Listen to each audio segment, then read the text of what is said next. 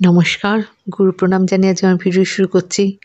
যে বিশেষ সাবজেক্টের উপর আজ আমি ফোকাস করব সেটা হলো মিথুন রাশির ফেব্রুয়ারি 2024 ঠিক কেমন যেতে চলেছে, কতটা সাফল্য বা ব্যর্থতা মিথুন রাশির জন্য অপেক্ষা করছে, ডিটেলসে জানাবো। যদিও আমাদের পারফেক্ট প্রেডিকশনের জন্য আমাদের ব্যক্তিগত জন্মছক এবং দশা অন্তর্দশা দেখার প্রয়োজন আছে, না হলে ঘটনা সম্পূর্ণভাবে প্রেডিকশন করা যায় না।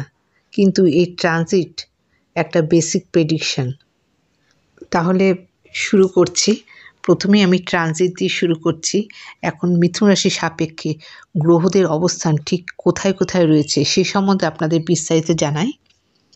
1 ফেব্রুয়ারি বুধ মকর রাশিতে প্রবেশ করছে।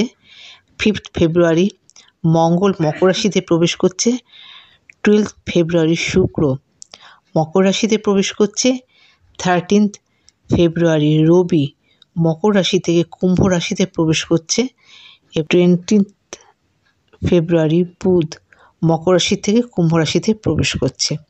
এই আরেকটি বিশেষ কথা, বৃহস্পতি মেষ রাশির ভরণী নক্ষত্রে 3 ফেব্রুয়ারি বৃহস্পতি নক্ষত্রের পরিবর্তন হচ্ছে, অশ্বিনী থেকে ভরণী নক্ষত্রে প্রবেশ করছে।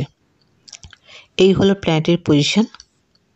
লগ্নপতি 1 ফেব্রুয়ারি অষ্টমে প্রবেশ করবে, অর্থাৎ মকর রাশিতে প্রবেশ করছে, এবং 20 ফেব্রুয়ারি বুধ আবার মকর রাশি থেকে কুম্ভ রাশিতে প্রবেশ করছে, অর্থাৎ অষ্টম থেকে নবমে প্রবেশ করবে। সুতরাং এই ফেব্রুয়ারির 20 তারিখ পর্যন্ত মিথুন রাশি সাপেক্ষে বিশেষ করে শারীরিক কোনো সমস্যায় এই সময় আপনারা কষ্ট পেতে পারেন, এবং যে কোনো জায়গা থেকে কিন্তু একটা অবস্ট্রাকলস আসতে পারে এই 20 সেপ্টেম্বরের মধ্যে। মাসের প্রথম 3টি সপ্তাহ মিথুন রাশির জন্য অনেকটা শুভ অশুভ মিশ্রিত ফল দেবে। তার কারণ মিথুন রাশির অষ্টমে লগ্নপতি থাকছে, এবং 20 তারিখের পর 20 ফেব্রুয়ারির পর সেটা চলে যাচ্ছে নবমে।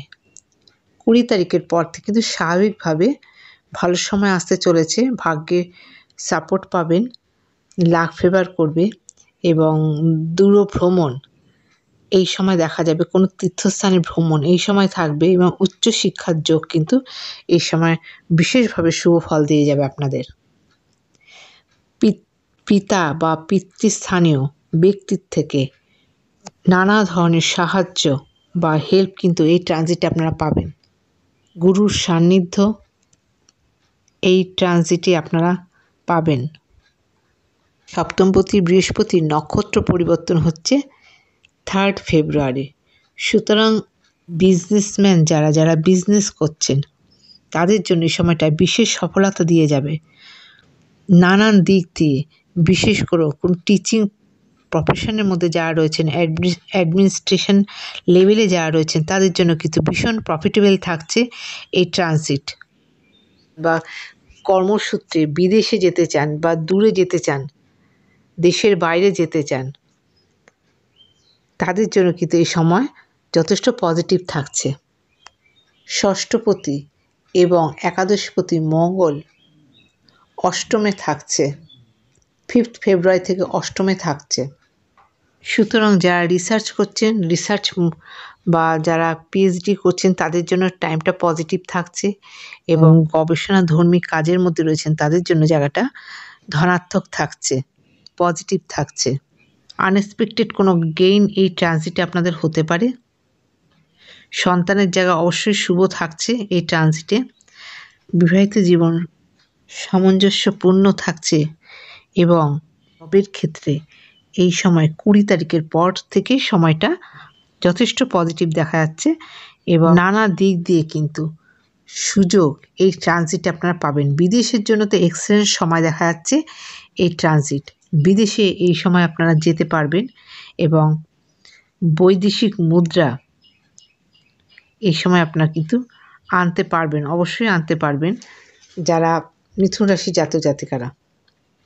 জানতে পারলাম, আশা করছি প্রয়োজনীয় তথ্য আপনাদের জানাতে পারলাম। আজকের মতো এখানে শেষ করছি। নমস্কার।